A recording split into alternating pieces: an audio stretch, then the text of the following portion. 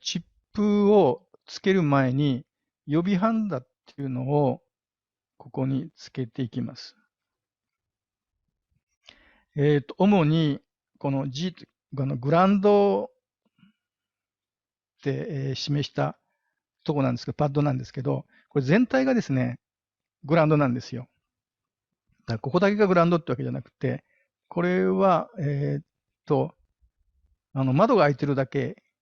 レジストの窓が開いてるだけで、実際はここにつけるっていうことは全体の、銅の基板の一部につけるということですから、ものすごいこう放熱がいいですので、普通のハンダの付け方に比べて、加熱しにくいです。溶けにくいです。ここは気をつけてください。で、こういうふうにして、仮止め用のまず予備ハンダをつけておきます。この順番っていうか、この場所も重要で、これが正しいかどうかっていうのは後になってみないとわかんないんですよね。後に本止めをするときにまたつけるんですけれども、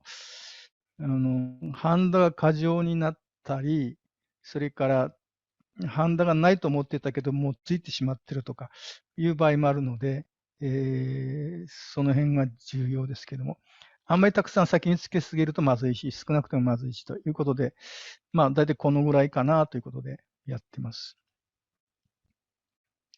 それからハンダの、つけるときの注意なんですけれども、素子にハンダ付けをするっていうわけじゃなくて、あくまでもこの基板ですね、パッドのところ、えーっと、まあ、ストリップラインのところですね。ここを加熱して、それからハンダ線をつけて、ここで溶かしてやるということ。ちょうどその中間ぐらいのところですね。気持ち的には下のパッドを加熱するという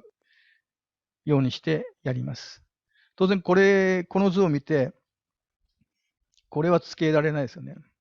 ハンダ線を左手で握って、ハンダごとを右手でやった場合に、チップは動きますから、つけられないんですけども、仮止めを先に、この左側をですね、仮止め先にやって、固定してから、この本止めの時にこういうことをやります。